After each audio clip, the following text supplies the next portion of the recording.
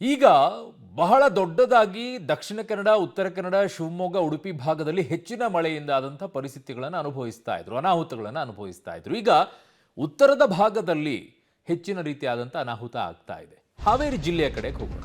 ಮಲೆನಾಡು ಭಾಗದಲ್ಲಿ ನಿರಂತರ ಮಳೆಯ ಎಫೆಕ್ಟ್. ತುಂಗಭದ್ರಾ ನದಿಯಲ್ಲಿ ನೀರಿನ ಪ್ರಮಾಣ ಹೆಚ್ಚಿದೆ.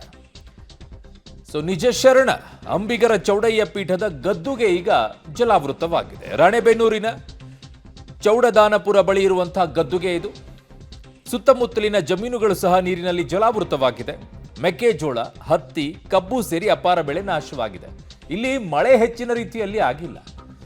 ಮಲೆನಾಡು ಭಾಗದಲ್ಲಿ ಮಳೆ ಆಗಿರುವಂಥ ಪರಿಣಾಮವಾಗಿ, ತುಂಗಭದ್ರಾ ನದಿಯಲ್ಲಿ ನೀರಿನ ಪ್ರಮಾಣ ಹೆಚ್ಚಾಗಿರುವಂಥ ಪರಿಣಾಮವಾಗಿ ಹಾವೇರಿಯಲ್ಲಿ ಈಗ ಈ ರೀತಿಯಾಗಿ ಕಾಣಿಸುವಂಥ ದೃಶ್ಯಗಳು ಕಾಣಿಸಿಕೊಳ್ತಾ ಇದೆ.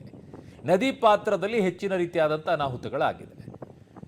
ನದಿ ಪಾತ್ರದಲ್ಲಿ ಏನು ಜಮೀನಿದ್ವು ಅವರದ್ದೆಲ್ಲ ಸಮಸ್ಯೆ ಆಗಿದೆ. ಮೆಕ್ಕೆಜೋಳ ಬೆಳೆದಿರೋರಿದ್ದಾರೆ, ಹತ್ತಿ, ಕಬ್ಬು ಸೇರಿ ಅಪಾರ ಬೆಳೆ ಈಗ ನಾಶವಾಗಿದೆ. ಮಳೆಗಾಲದಲ್ಲಿ ಯಾರು ಹತ್ತಿ ಬೆಳೀತಾರೆ ನನಗೆ ಈಗಲೂ ಅರ್ಥ ಆಗಲಿಲ್ಲ.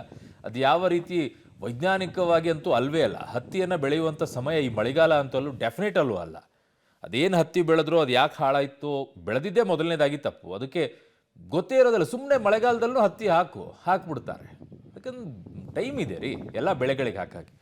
ಮೆಕ್ಕೆಜೋಳದ್ದು ಹಂಗೆ ಮಳೆ ಬಂದಂಥ ಸಂದರ್ಭದಲ್ಲಿ ಏನಾಗ್ಬಿಡುತ್ತೆ, ಹುಳ ಹತ್ತುತ್ತೆ ಅದಕ್ಕೆ ಬೇಗ, ಅದನ್ನು ಹಂಗೆ ಬೆಳೀತಾರೆ. ಕಬ್ಬುದ್ದೇನು ಸಮಸ್ಯೆ ಇರೋದಿಲ್ಲ, ಅದು ಆಗುತ್ತೆ, ಇಲ್ಲ ಅಂತಲ್ಲ.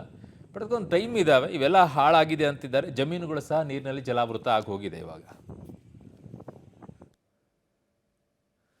ನನ್ನ ಸಹೋದ್ಯೋಗಿ ಈಗ ಪಕಿರಯ್ಯ ಗಣಾಚಾರಿ ನನ್ನ ಸಂಪರ್ಕಕ್ಕೆ ಸಿಗ್ತಾ ಇದ್ದಾರೆ. ಪಕಿರಯ್ಯ, ಈಗ ಯಾವ ರೀತಿಯಾದಂಥ ಪರಿಸ್ಥಿತಿ ಈಗ ನಿರ್ಮಾಣವಾಗಿದೆ? ಮಳೆಯಿಂದ ಇದೇನು ಆಗ್ತಾ ಇಲ್ಲ, ಬಟ್ ಬೇರೆ ಭಾಗಗಳಲ್ಲಿ ಮಳೆ ಆಗಿರೋ ಪರಿಣಾಮವಾಗಿ ತುಂಗಭದ್ರಾ ನದಿ ತುಂಬಿ ಹರಿತಾ ಇರೋದ್ರಿಂದ ಈಗ ಅನಾಹುತಗಳಾಗ್ತಾ ಇದೆಯಾ ಏನು ಅಂತ? ಖಂಡಿತವಾಗ್ಲೂ ಅರವಿಂದ, ಹಾವೇರಿ ಜಿಲ್ಲೆಯಲ್ಲಿ ಮಳೆಯ ಪ್ರಮಾಣ ಕಡಿಮೆ ಆದ್ರೂ ಕೂಡ, ಅಂದ್ರೆ ನಿರಂತರವಾಗಿ ಜಿಟಿ ಮಳೆ ಸುರ್ತಾ ಇದೆ. ಆದ್ರೆ ಮಲೆನಾಡು ಭಾಗದಲ್ಲಿ, ಅದರಲ್ಲೂ ಕರಾವಳಿ ಮತ್ತೆ ಏನು ಶಿವಮೊಗ್ಗದಲ್ಲಿ ಹೆಚ್ಚು ಮಳೆ ಆಗ್ತಿರೋ ಹಿನ್ನೆಲೆಯಲ್ಲಿ ಹಾವೇರಿಯ ಜೀವನಾಡಿ ನದಿಗಳಾದಂತಹ ತುಂಗಭದ್ರಾ ಮತ್ತು ವರದಾ ನದಿಗಳು ಸಂಪೂರ್ಣವಾಗಿ ಉಕ್ಕಿ ಹರಿಸುವಂತದ್ದು. ಅದರಲ್ಲೂ ಸಹ ನದಿ ಪಾತ್ರದಲ್ಲಿರ್ತಕ್ಕಂತಹ ರೈತರು ಸಹ ಅಕ್ಷರ ಕಂಗಾಲಾಗಿರುವಂತದ್ದು. ಈಗಾಗಲೇ ತುಂಗಭದ್ರಾ ನದಿಯ ನೀರಿನಲ್ಲಿ ಪ್ರಮಾಣ ಹೆಚ್ಚಾಗಿರುವ ಹಿನ್ನೆಲೆಯಲ್ಲಿ ನಿಜಶರಣ ಅಂಬಿಗರ ಚೌಡಯ್ಯವರ ಗದ್ದಿಗೆ ಸಂಪೂರ್ಣವಾಗಿ ಮುಳುಗಡೆ ಆಗಿರುವಂತದ್ದು. ಅದರಲ್ಲೂ ಸಹ ನದಿ ಪಾತ್ರದಲ್ಲಿರ್ತಕ್ಕಂತಹ ರೈತರ ಪಂಪ್ಸೆಟ್ಗಳಾಗಿರ್ಬೋದು, ಬೋರ್ವೆಲ್ಗಳಾಗಿರ್ಬೋದು ಸೇರಿದಂತೆ ಏನು ಬೆಳೆಗಳು ಈಗಾಗಲೇ 250ಕ್ಕೂ ಅಧಿಕ ಹೆಕ್ಟರ್ ಬೆಳೆ ಪ್ರದೇಶ ನೀರಿನಲ್ಲಿ ಸಂಪೂರ್ಣವಾಗಿ ಮುಳುಗಡೆ ಆಗಿರುವಂತಹದ್ದು.